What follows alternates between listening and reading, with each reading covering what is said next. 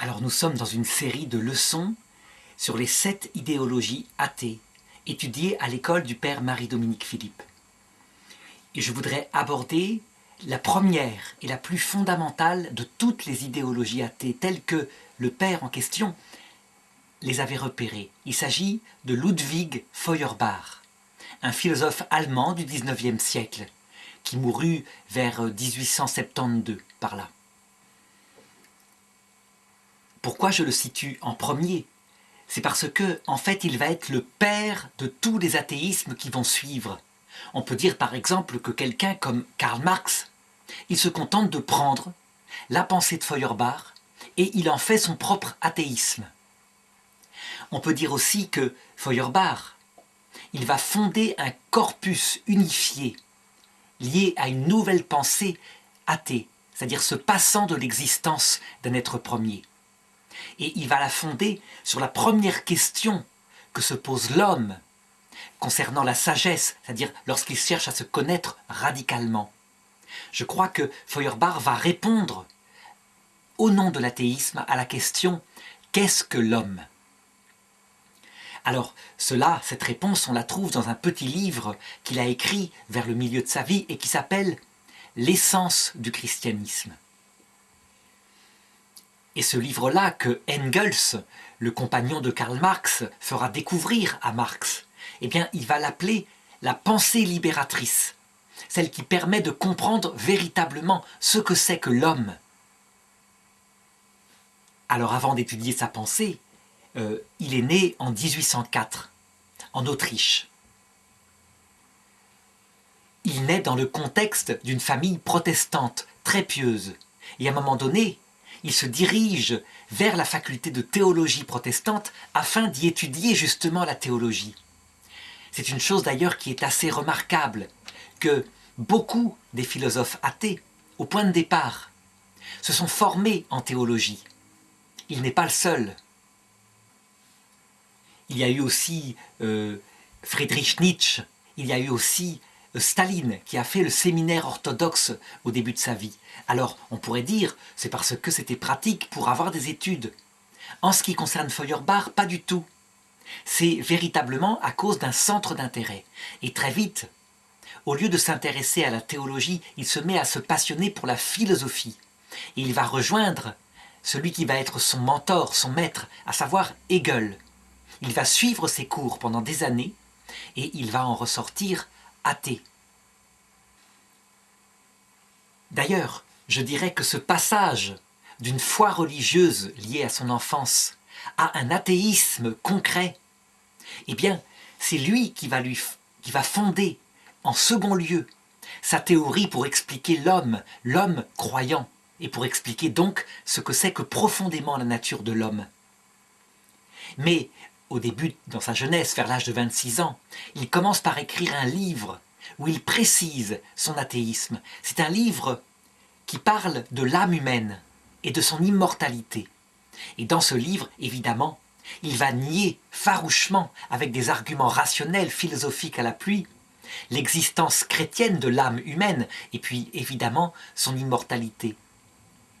On peut dire que ce livre, c'est un peu sa confession de foi athée. Alors évidemment, alors qu'il est professeur de philosophie dans une université, il va du coup perdre son poste.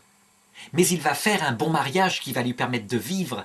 Et c'est comme cela que par la suite, en s'appuyant sur l'argent de sa femme, sur l'entreprise qu'elle gère, il va pouvoir écrire les autres livres qu'il a produits, dont cette œuvre centrale dont je voudrais parler, et qui s'appelle « L'essence du christianisme », qui est donc écrite en allemand, qui est difficile à lire parce que son langage n'est pas un langage de tous les jours, c'est pas un langage de vulgarisation. Mais dont le contenu intellectuel, je dirais, est véritablement ce qu'il faut connaître, même si Feuerbach, de fait, ne semble pas très connu actuellement. Alors voilà comment on peut résumer la thèse qu'il y défend. D'abord, il parle d'une constatation réaliste. Il constate effectivement que l'homme est un animal religieux. Ça veut dire que dans toutes les civilisations, jusqu'à son époque, les hommes ont eu besoin d'une religion. Et partout, dans toutes les civilisations que l'archéologie découvre déjà à son époque, on voit la place prépondérante des dieux, puis du Dieu unique avec le judaïsme. Et on peut dire que c'est ce qui donne sens à la vie de l'homme, ce qui lui donne son espoir. Au sommet des religions qui se sont succédées dans l'histoire de l'humanité, il en remarque une particulièrement étrange, venue d'Orient, et qui s'est imposée à l'âme des hommes alors qu'elle n'avait pas, je dirais, de force autre que l'attraction qu'elle exerçait sur elle. Il s'agit du christianisme. Cette religion, il la connaît bien puisqu'il l'a étudiée en université. Et donc il remarque ceci. Elle consiste à dire que la vie terrestre est un passage, ce n'est pas la vraie vie, et qu'elle prépare à une vie éternelle dans l'autre monde. Et cette vie éternelle, cette religion la décrit de manière précise, en tout cas dans son fondement, dans son cœur, en disant qu'elle est l'union intime à travers la vision béatifique, donc une vision de l'intelligence, mais qui passe par l'amour. Elle est l'union intime à Dieu, le Créateur. Ce Créateur qui est éternel, qui est infini, qui a des propriétés intimes comme l'amour, la lumière, la toute-puissance.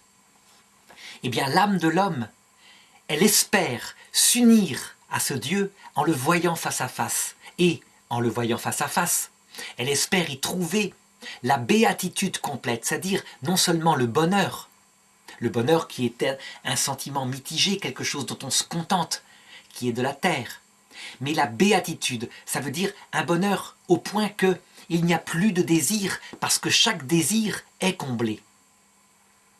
Et ensuite, Feuerbach, il analyse toutes les diverses descriptions du bonheur telles que la théologie chrétienne l'envisage à cette époque-là. Ce bonheur, il s'adapte exactement, je dirais, comme une forme qui remplirait entièrement l'âme humaine qui en creux est faite pour lui.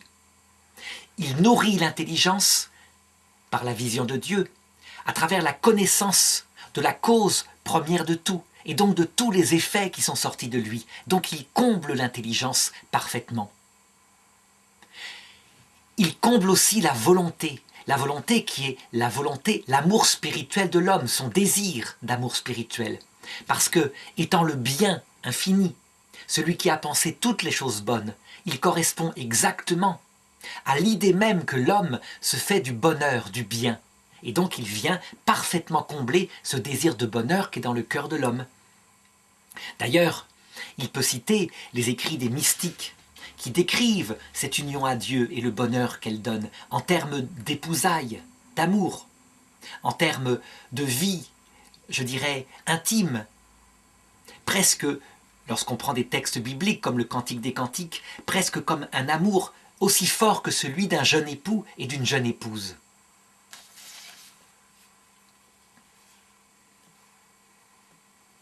Ensuite, l'esprit de l'homme, il se caractérise aussi par cette volonté d'efficacité.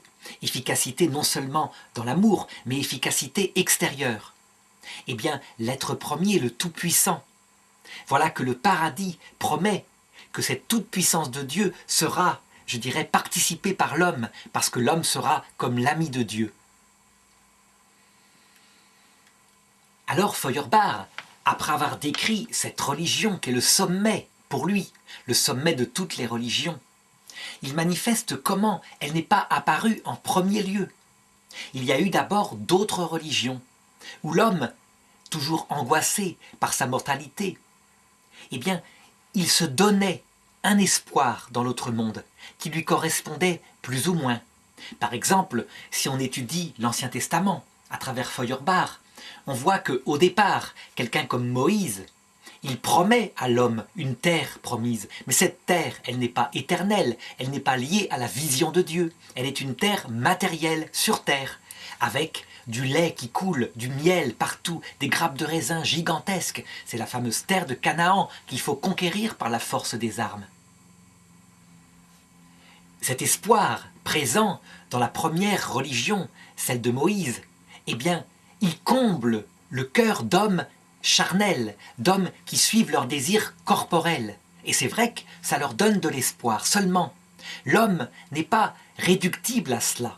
Et donc, on voit qu'au cours des temps, au cours de l'Ancien Testament, au fur et à mesure que l'homme entre dans une maturité de plus en plus profonde de lui-même, une connaissance de son âme, eh bien, il transforme peu à peu cette finalité purement matérielle et combattante terrestre en quelque chose de plus spirituel. Le paradis terrestre devient, à l'occasion de combats que subira le peuple hébreu, comme la perte de son temple, comme la destruction de son État, eh bien, il devient peu à peu l'espoir d'un paradis céleste, donc plus seulement terrestre. Et au point de départ, par exemple, au niveau de l'époque des Maccabées, il s'agit d'un espoir en une résurrection charnelle dans un autre monde physique, avec des récompenses physiques. On peut donc dire que, peu à peu, soumis à la dialectique de la vie qui est dure, eh bien, l'homme se connaît de mieux en mieux, et qu'il projette cet espoir non plus sur la terre, mais véritablement dans un autre monde. Et puis arrive Jésus-Christ, Jésus-Christ qui va, je dirais, spiritualiser à l'extrême cette espérance, au point qu'elle en arrive même à expliquer les souffrances de la vie terrestre comme étant des préparations pour que le cœur soit, je dirais, disposé à voir Dieu face à face, en présence du prochain, dans quelque chose qui rayonne d'amour, dans un amour tel que l'homme s'oublie lui-même et s'oubliant se trouve lui-même. Cette religion-là, qui est le fruit ultime du judaïsme, c'est elle qui va s'imposer au monde selon Feuerbach, alors qu'elle n'avait pas de chance, apparemment, de réussir. Et pourquoi est-ce qu'elle s'impose au monde?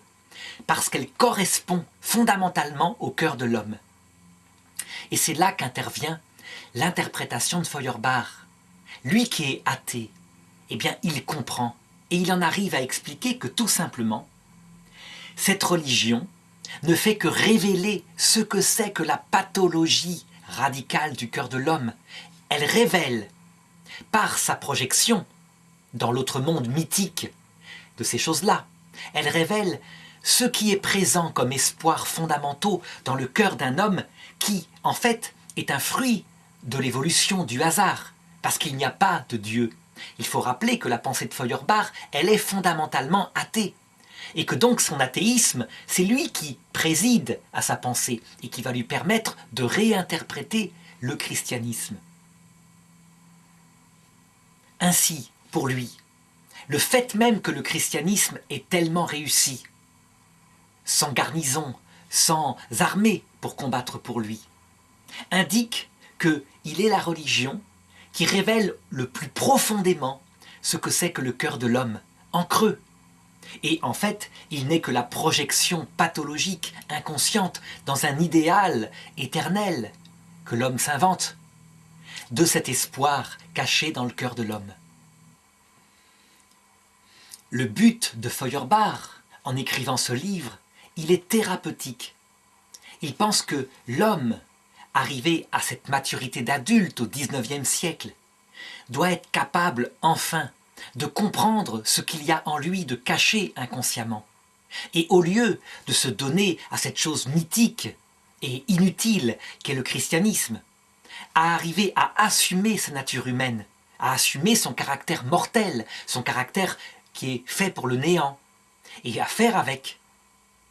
C'est un petit peu une sorte de psychanalyse radicale, une psychanalyse de l'âme humaine qui, étant un raté parmi le monde animal, parce que les animaux ne font pas de telles projections, eux, mais l'homme, parce que soudain la conscience réflexive apparaît avec elle ces espèces de désirs qu'il projette pathologiquement dans un autre monde. Et donc Feuerbach espère, en révélant cette pathologie, faire que l'homme, tout simplement, comme un adulte, l'assume, la reconnaisse comme telle, assume son caractère mortel, arrête de se prendre la tête, et que la religion, enfin, soit rangée dans l'accessoire de ce qu'on pourrait appeler la mythologie, une sorte d'opium du peuple, le peuple, je dirais, peu intelligent, qui, lui, a besoin de ce genre d'espoir pour supprimer en lui les angoisses. L'autre but de Feuerbach, c'est aussi un but philosophique. Ça veut dire que Feuerbach pense révéler à l'homme un inconscient extrêmement profond qui est en lui, un inconscient de type mystique. Ça veut dire que, selon lui, en regardant le christianisme, en analysant tel qu'il est et tel qu'il s'est imposé jusque dans les scandales, comme le scandale de la souffrance que décrit si bien saint Paul, eh bien, en fait, ce n'est pas Dieu qu'il révèle, mais c'est le cœur de l'homme en creux. C'est comme si, je dirais, le cœur de l'homme était un vase vide et que l'homme, pour le combler, avait créé imaginativement une sorte d'idole, ce Dieu inexistant, qui, en fait, le révèle un peu comme l'empreinte. Lorsqu'on met une empreinte d'animal qui est passée, on met du plâtre dedans, ça révèle un peu plus profondément la forme de la patte de l'animal qui est passé. Eh bien, c'est pareil. En comprenant cette construction de plâtre qui s'appelle le christianisme, en le comprenant parfaitement, on comprend ce que c'est que le cœur de l'homme en creux, fait pour l'éternité, l'infini, qui n'existe pas, et donc se projetant une éternité, un infini, dans un soi-disant Dieu qui n'existe pas.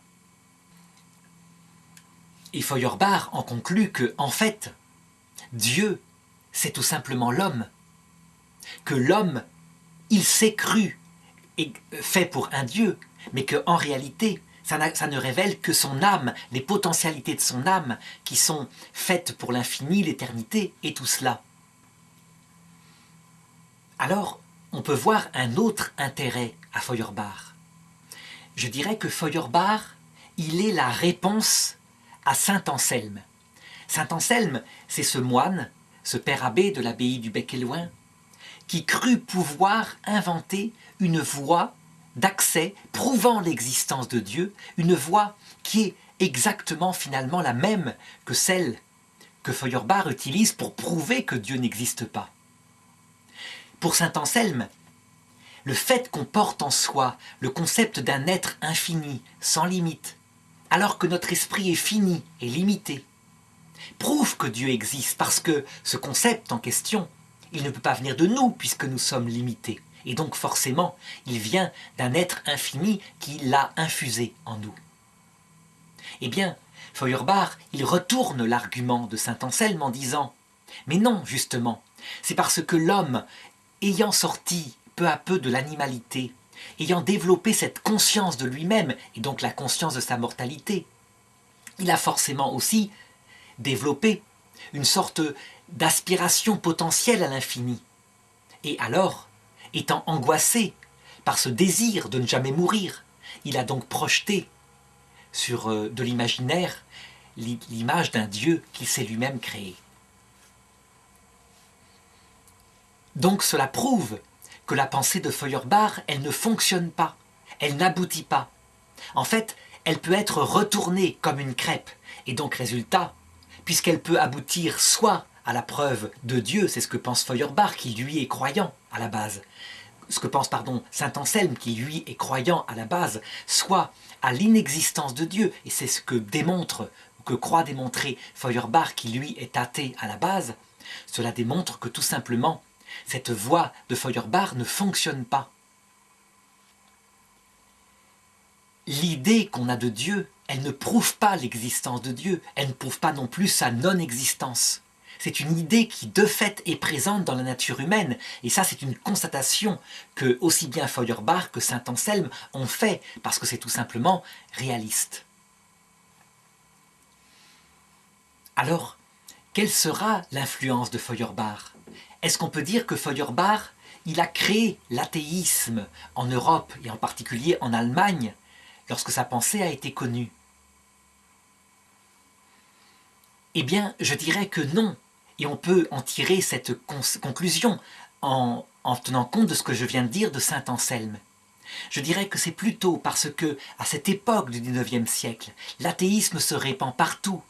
L'idée que Dieu existe sort des esprits de plus en plus, ne serait-ce qu'à la vue des guerres, les guerres napoléoniennes qu'il y a eu avant.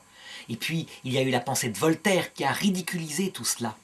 C'est parce qu'un courant athée se développe au XIXe siècle que certains vont s'en emparer en disant « Mais oui, il a formalisé intelligemment l'athéisme ».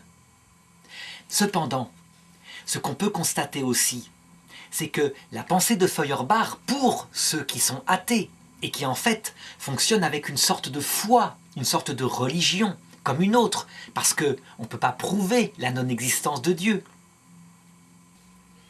Cependant, cette pensée de Feuerbach, elle structure rationnellement la cohérence de l'athéisme.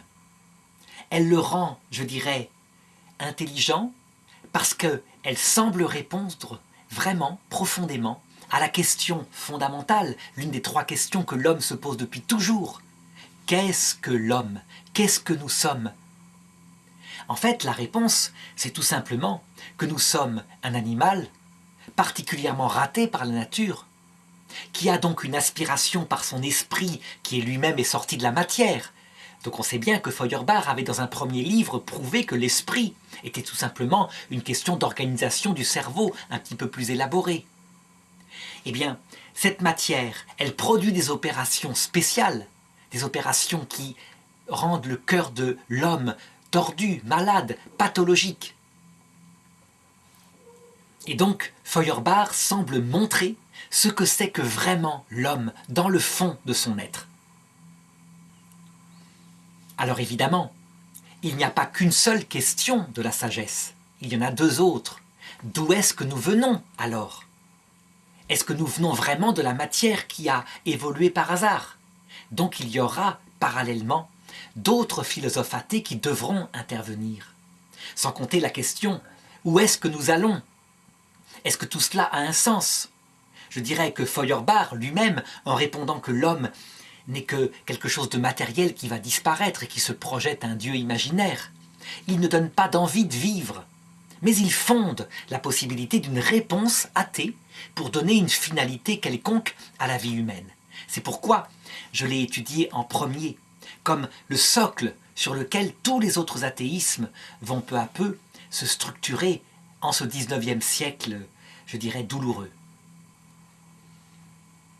Alors est-ce qu'il est possible de critiquer Feuerbach, de critiquer sa pensée de manière réaliste?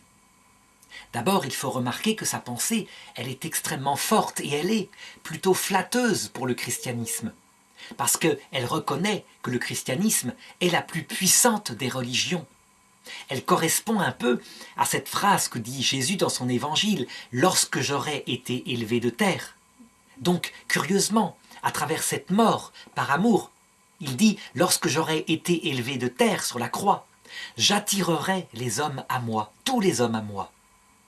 Véritablement, on peut dire que le Christ, en tout cas, cette chose-là, il l'a dite, et que c'était imprévisible pour les hommes, en tout cas, lorsqu'il est mort sur la croix. Alors ce qu'on peut reconnaître comme étant réaliste chez Feuerbach, c'est cette description de l'angoisse métaphysique, de l'angoisse radicale du cœur de l'homme. C'est même cet inconscient profond, mystique, que je dirais fera que quelqu'un comme Sigmund Freud, un peu plus tard, sera dépassé par d'autres psychanalystes, comme par exemple Carl Gustav Jung, qui lui redécouvrira qu'il n'y a pas qu'un inconscient physique lié au plaisir sexuel. Il y a véritablement cet inconscient qui est encore plus profond, et qui est l'inconscient spirituel, cette aspiration à quelque chose d'infini, d'immense, et qui explique beaucoup de névroses, de psychoses, d'angoisse chez les êtres humains. Ce réalisme de l'inconscient spirituel, Feuerbach n'est pas le premier à l'avoir découvert. On le trouve, je dirais, tout au long de l'humanité, mais on peut citer quelques-uns des auteurs qui l'ont le plus développé. Prenons par exemple quelqu'un comme saint Augustin dans les Confessions. C'est un livre où il raconte sa jeunesse et où il dit des choses comme cela. « Mon cœur était absolument insatisfait tant qu'il ne se reposait pas en toi, ô mon Dieu. » Ça veut dire que saint Augustin, qui avait cherché partout dans sa jeunesse des plaisirs, comme les jeunes le font, à travers l'amour d'une jeune femme, à travers une famille qu'il avait créée, il avait eu un fils, à travers les études des philosophes païens, eh bien, il ne trouvait jamais le repos, ni du cœur, à travers l'amour de sa femme, de sa jeune esclave qu'il avait pris comme concubine, ni de l'intelligence à travers les philosophes. Mais quand il découvrit Jésus-Christ, il reconnut avoir trouvé d'un coup le repos de son âme. Son intelligence avait comme atteint la vérité, dit-il, et sa volonté s'était reposée dans un amour unique dont il ne soupçonnait pas même l'existence. Et il va jusqu'à dire, saint Augustin, pour dévoiler à quel point cette inconscience spirituelle l'avait travaillé avant qu'il ne devienne croyant. Avant même de te connaître, toi, le véritable Dieu, je t'aimais. Ce qui veut dire que, pour saint Augustin, les angoisses qu'il avait dans son cœur avant de connaître le Christ étaient en fait tout simplement cette attraction invisible venant de Dieu et qui l'attirait à son infinie bonté, à son infinie vérité. Normalement, on n'aime pas si on ne connaît pas. On doit d'abord connaître pour aimer. Eh bien, saint Augustin, il manifeste que le cœur de l'homme est fait pour Dieu avant même de le connaître. D'où les angoisses quand on ne le connaît pas. Alors, si on regarde du côté féminin cette fois, un autre docteur de l'Église, plus de 1500 ans plus tard, eh bien, on trouve la même chose, la même aspiration. Par exemple, on trouve dans les écrits de sainte Thérèse de l'Enfant Jésus, docteur de l'Église, morte au début du XXe siècle, donc à peu près qui est née un petit peu après la mort de Feuerbach. On trouve, je dirais, cette même description dans les notes qu'elle prend d'une retraite qu'elle avait suivie dans sa jeunesse. On trouve cette description du ciel, donc que Feuerbach véritablement décrit parfaitement. Donc il s'agit d'extraits de ce livre qui s'appelle « Fin du monde présent et mystère de la vie future », une conférence sur le ciel par l'abbé Arminjon. Et ça date du 4 juin 1887. Et voilà ce qu'elle a pris comme note, qui l'a frappé, la future sainte Thérèse de l'Enfant Jésus. Et le Dieu reconnaissant s'écrie « Maintenant mon tour, au don que les saints m'ont fait d'eux-mêmes. Puis-je répondre autrement qu'en me donnant moi-même, Dieu, sans restriction et sans mesure? Si je mets entre les mains de ceux qui m'ont servi fidèlement le sceptre de la création, si je les investis des torrents de ma lumière, c'est beaucoup, c'est aller plus loin que se sont jamais élevés leurs sentiments et leurs espérances. Mais ce n'est pas le dernier effort de mon cœur. Je dois plus que le paradis, plus que les trésors de ma science. Je leur dois ma vie, ma substance éternelle et infinie. Et je fais entrer dans ma maison mes serviteurs et mes amis. Si je les console, je les fais tressaillir sous le charme de ma tendresse, en les pressant dans les étreintes de mon amour. C'est épancher surabondamment leur soif et leur désir, plus qu'il n'est requis pour le repos parfait de leur cœur. Mais c'est insuffisant pour le contentement de mon cœur divin, l'étanchement et la satisfaction parfaite de mon amour. Il faut que je sois l'âme de leur âme, que je les pénètre et les imbibe de ma divinité, comme le feu imbibe le fer, que me montrant à leur esprit, sans nuage, sans voile, sans l'intermédiaire des sens, je m'unisse à eux par le face-à-face éternel, que ma gloire les illumine, qu'elles transpirent et rayonnent par tous les pores de leur être, afin que, me connaissant comme je les connais, ils deviennent des dieux eux-mêmes. Ô mon Père, s'écriait Jésus-Christ, je voulais demander que là où je suis, ceux que j'ai aimés y soient avec moi, qu'ils s'abîment et se perdent dans les profondeurs de l'océan de mes clartés, qu'ils désirent, qu'ils possèdent, qu'ils jouissent, qu'ils possèdent et désirent encore, qu'ils disparaissent dans le sein de votre béatitude et qu'il ne reste en quelque sorte de leur personnalité que la connaissance et le sentiment de leur bonheur. Voilà comment sainte Thérèse de l'Enfant Jésus note ce qui est, selon elle, l'essence du christianisme. On le voit, si quelqu'un comme Feuerbach avait pu trouver ce texte, eh bien, il l'aurait tout simplement intégré dans son livre « L'essence du christianisme ». Sauf que lui, il l'aurait interprété psychanalytiquement dans son athéisme en disant « Voilà les désirs pathologiques du cœur de l'homme ». Et Sainte Thérèse de l'Enfant Jésus, elle, qui est croyante, donc qui est dans une démarche inverse, elle l'interprète en disant « Voilà le désir du cœur de l'homme fait pour Dieu ». Et si ce cœur de l'homme a des désirs aussi immenses, c'est parce que l'être premier, le Créateur, l'a créé pour le rendre heureux en lui. Ce cœur de l'homme est fait comme en creux pour s'adapter à l'essence même de Dieu qui existe réellement. Donc je dirais que confronter les saints d'un côté, Feuerbach l'athée de l'autre, eh bien on part de la même réalité, la même constatation, mais on en arrive à une conclusion inverse. Et donc cela prouve quoi? Que en fait Feuerbach, a priori, il est athée, et ce n'est pas ce livre qui crée l'athéisme. Comment est-ce qu'on peut répondre à Feuerbach?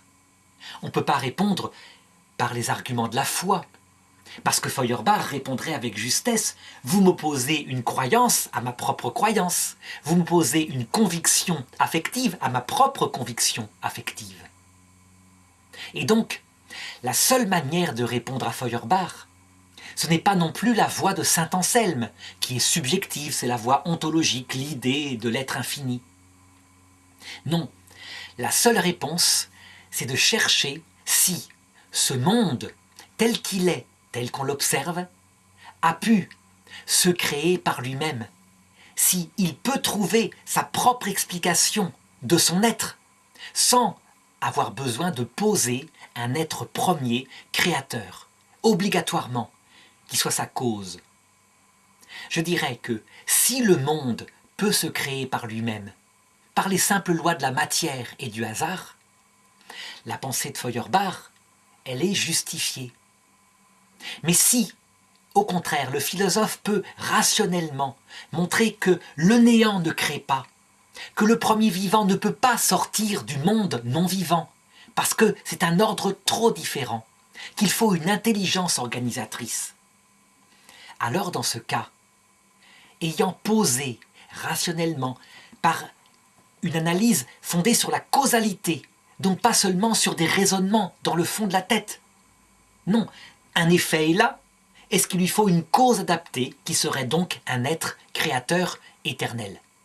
Si l'intelligence peut le faire, alors elle sortira de Feuerbach en disant « Et oui, peut-être que, en fait, ce creux qu'ils ont constaté tous les deux dans le cœur de l'homme, aussi bien Feuerbach l'athée que saint Augustin le croyant, cet inconscient mystique que décrit quelqu'un comme Carl Gustav Jung, cette soif d'amour infini à laquelle a aspiré sainte Thérèse de l'Enfant Jésus toute sa vie et en est morte à 24 ans, espérant voir enfin son Créateur dans l'autre monde.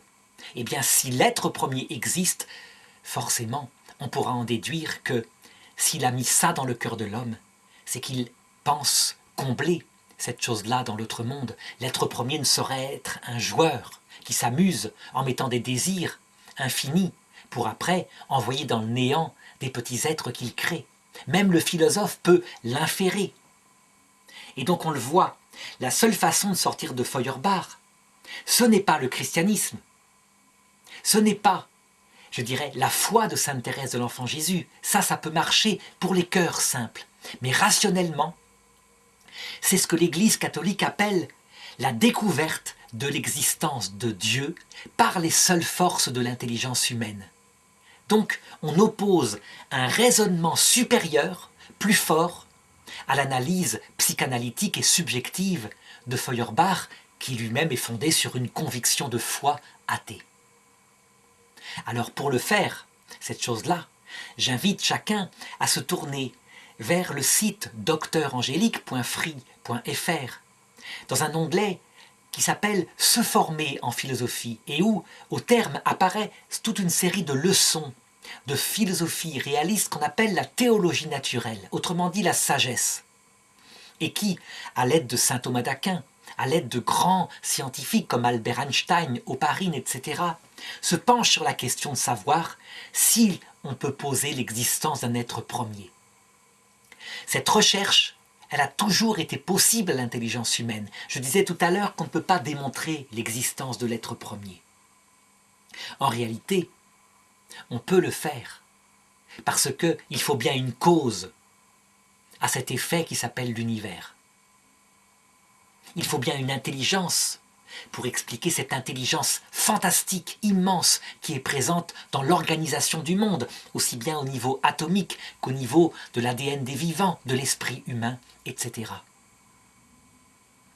Alors je m'arrête là pour ce qui est de la description de Feuerbach, et je montrerai dans la leçon suivante comment d'autres philosophes athées sont intervenus à peu près à la même période pour, je dirais, fonder en perfection l'organisme spirituel de l'athéisme, en répondant aux deux autres questions de la sagesse, à savoir d'où est-ce que je viens, en se passant donc de Dieu, et deuxièmement, à la question en vue de quoi, où est-ce que je vais à la mort, donc la finalité de cette vie.